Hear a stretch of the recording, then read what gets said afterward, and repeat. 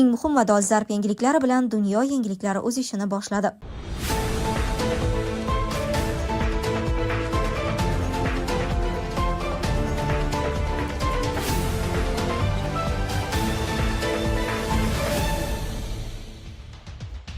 Xitoy Trampdan himoyalanishga qaror qildi.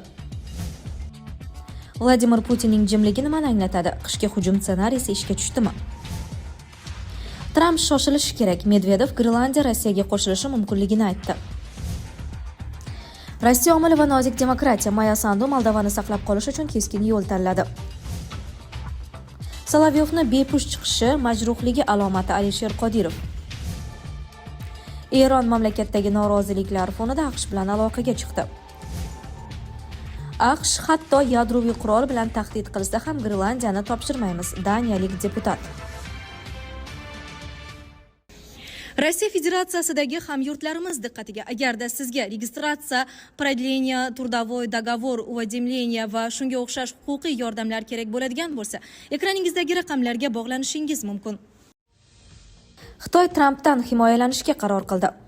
Agar AQSh Eron bilan hamkorlik uchun Amerika yetakchisi Donald Tramp tomonidan tasdiqlangan 25% bojlarni qo'llasa, Xitoy o'zining qonuniy manfaatlarini qat'iy himoya qiladi. Bu haqda Xitoy Tashqi ishlar vazirligi rasmiy vakili Mao Nin ma'lum qildi. Tariflar urushida g'oliblar bo'lmaydi. Xitoy o'zining qonuniy huquq va manfaatlarini qat'iy himoya qiladi, deydi u. Xitoy diplomatining aniqlik kiritishicha, Pekin bunday masalalar bo'yicha aniq va o'zgarmas pozitsiyaga ega. Eslatib o'tamiz, AQSh prezidenti Tramp Eron bilan hamrohlik qilayotgan barcha davlatlarga nisbatan 25% bojlar joriy etdi.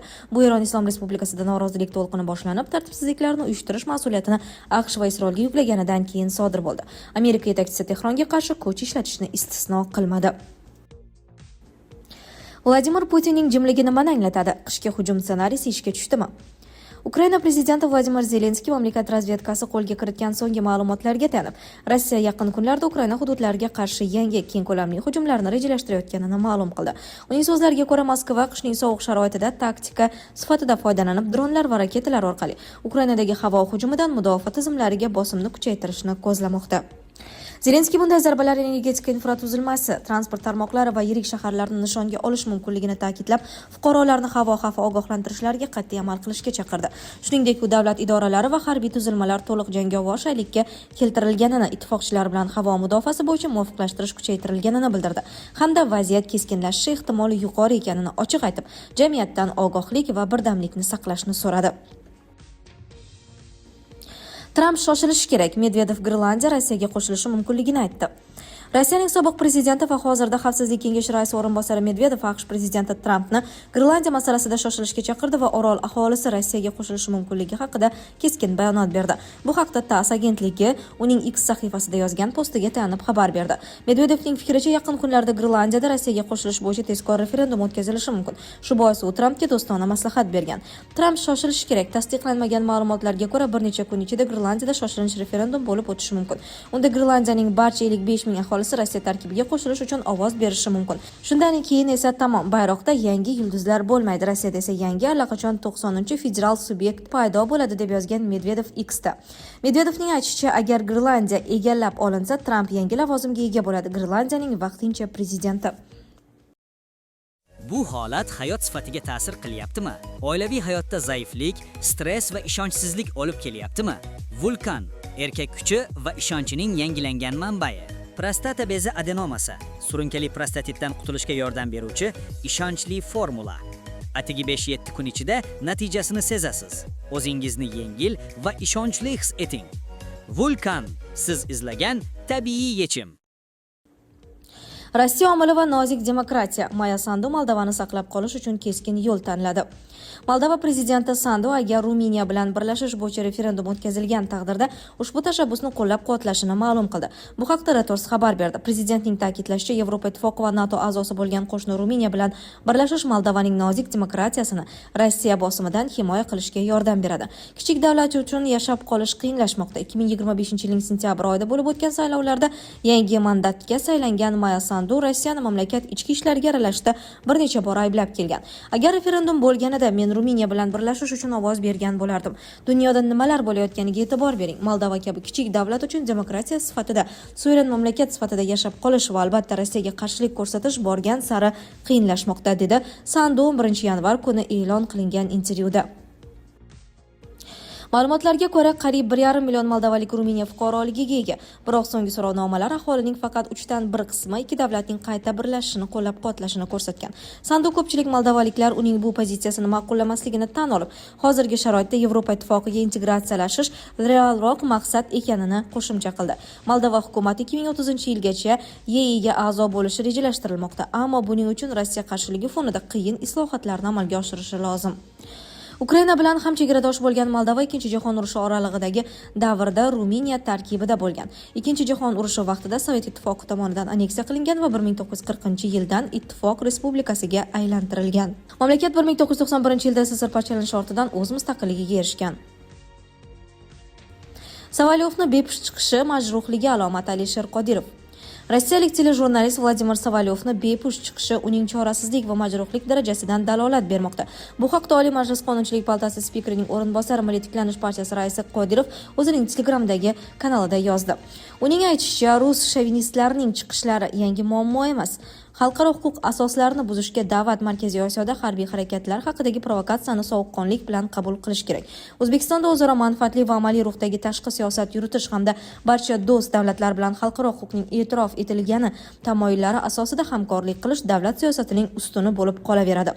Rossiya ovlarida tinmayotgan bayonotlar ikki davlat o'rtasidagi keng qamrovli strategik sheriklik va ittifoqchilik darajasidagi munosabatlar ruhiga nafaqat zid, balki buzuvchi ta'sir ko'rsatmoqda.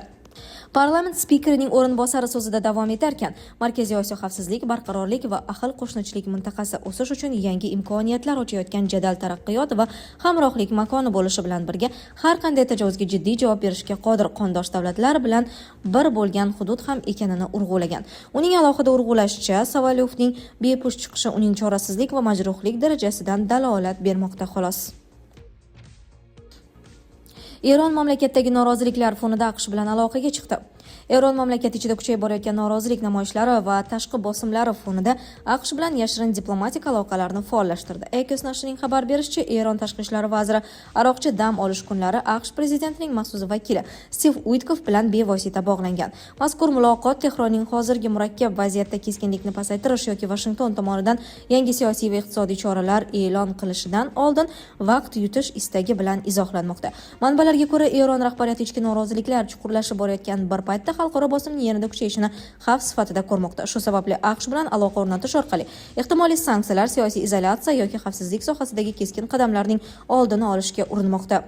Suhbat chog'ida tomonlar yaqin kunlarda yuzma-yuz uchrashuv o'tkazish imkoniyatini ham muhokama qilgan. Bu esa uzoq vaqt sovuqlashib qolgan aloqalarda yangi diplomatik kanal ochilishi mumkinligidan darak beradi. Umuman olganda, Eron va AQSh o'rtasida ushbu ehtiyotkorona aloqalar hozircha aniq natijalarga olib kelgani yo'q, biroq u mintaqadagi siyosiy vaziyat va kelajakdagi qarorlar uchun muhim signal sifatida baholanmoqda. AQSh hatto yadroviy qurol bilan tahdid qilsa ham Grenlandiyani topshirmaymiz, daniyalik deputat. Daniya parlamenti a'zosi Rasmus Jarlov Grenlandiya masalasida keskin va qat'iy pozitsiyani bayon qildi. Uning so'zlariga ko'ra, hatto AQSh tomonidan eng og'ir bosim yoki yadroviy qurol bilan tahdid bo'lsa ham, Grenlandiya Daniya tomonidan hech qachon topshirilmaydi. Jarlov bu bayonotni shunchaki siyosiy shov-shuv yoki kuch ko'rsatish maqsadida aytilmaganini ta'kidlab, Daniya kichik davlat ekanini, harbiy va siyosiy salohiyat jihatidan AQSh bilan tenglasha olmasligini ochiq tan oldi. Shunga qaramay, u suverenitet va hududiy daxlsizlik masalasida hech qanday murosa bo'lishi mumkin emasligini alohida urg'uladi. Deputat fikricha, Grenlandiya masalasi nafaqat geosiyosiy manfaatlar, balki xalqaro huquq, tarixiy mas'uliyat va Grenlandiya aholisining irodasi bilan chambarchas bog'liq. U Daniya hukumati ushbu hudud ustidan nazoratni kuch bilan emas, balki qonuniy asoslar va demokratik tamoyillar orqali amalga oshirib kelayotganini eslatdi. Jarlovning ta'kidlashicha, yirik davlatlar bosimi qanchalik kuchli bo'lmasin, Daniya o'z hududlari bo'yicha qarorlarni mustaqil qabul qiladi va Grenlandiya taqdiri tashqi tahdidlar evaziga hal etilmaydi. Mazkur bayonot Arktika mintaqasidagi strategik raqobatlar kuchayib borayotgan bir paytda yangradi. Grenlandiyaning geostrategik joylashuvi, tabiiy resurslari va harbiy ahamiyati sababli u yirik davlatlar e'tibor markazida qolmoqda. Rasmus Jarlovning chiqishi esa Daniya siyosiy doiralari Grenlandiya masalasida qat'iy chiziqdan chekinmasligini, hatto eng keskin bosim sifatida sharoitida ham bu hududdan voz kechmasligini ochiq ko'rsatdi. Sizlarga yetkazmoqchi bo'lganlarimiz shulardan iborat edi. Dunyo yangiliklaridan uzoqlashmang.